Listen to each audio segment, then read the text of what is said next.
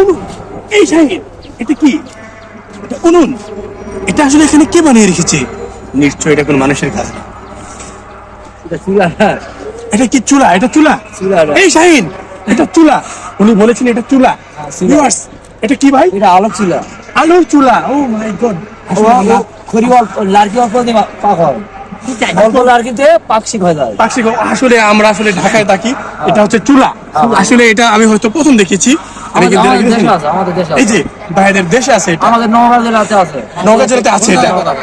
তার মানে অল্প লার্কি দিয়ে রান্না হয়, কিন্তু এখানে তো লার্কি নাই। এই যে লার্কি দিয়ে জমা বানাইছে, পরে পরে বাসায় নিয়ে যাবে। আচ্ছা ভিউয়ার্স, আমরা শুনতে পেলাম আঙ্কেলদের কাছ থেকে এটা হচ্ছে এখন লার্কি লার্কি দেয়। লার্কি দিয়ে আগুন জ্বালায় দিয়ে তারপরে ও আচ্ছা আচ্ছা ভিউয়ার্স, যারা আমার মতো এটা দেখেননি, প্রথম দেখেছেন, এটা হচ্ছে চুলা এবং লার্কি দিয়ে এটা রান্না হয়। ঠিক আছে, এটা হলো আলোক চুলা। আলোর চুলা। আপনাদের দেশে বাড়ি কোথায়?